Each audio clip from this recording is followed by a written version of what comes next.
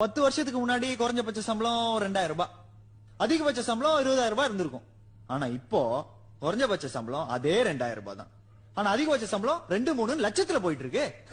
இந்த ஊரு 2 லட்சம் ரூபாய் வாங்குறதுக்கு ஏத்த மாதிரி மாறிட்டு இருக்கு சார். சார் மொத்தம் இந்த ஊர்ல எத்தனை பேர் சார் இருப்பாங்க சொல்லு? ஒரு 60-70 லட்சம் பேர் இருப்பாங்க சார். நான் சென்சஸ் கணக்கா சார் கேட்டேன். இந்த ஊர்ல இருக்கிறவன் மொத்தம் 2 பேர் தான் சார். புரியல? ஒருத்தர் ஸ்பென்சர் பிளாசாக்கு உள்ள இருக்கிறவன், ஒருத்தர் ஸ்பென்சர் பிளாசாக்கு வெளியே இருக்கிறவன், சத்தியம் தியேட்டருக்கு உள்ள இருக்கிறவன், சத்தியம் தியேட்டருக்கு வெளியே இருக்கிறவன், ஏடிஎம் சென்டருக்கு உள்ள இருக்கிறவன், ஏடிஎம் சென்டருக்கு வெளியே இருக்கிறவன் நம்ம ஆளு. சார் கிரெடிட் கார்டு வாங்கிட்டீங்களா சார்? டெபிட் கார்டு வாங்கிட்டீங்களா சார்? ஹோம் லோன் வாங்கிட்டீங்களா சார்? அது தூக்கி இதுல போட்டீங்களா சார்? இதை தூக்கி அதுல போட்டீங்களா sir? Sir sir sir sir sir பாவம் சார்.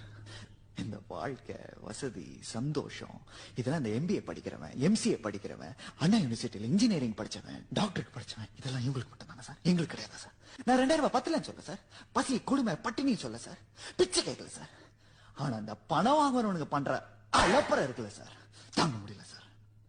மனிதர் நோக மனிதர் பார்க்கும் வாழ்க்கை இனி உண்டானான் பாரதி. அதான் சார் நடக்குதுங்க.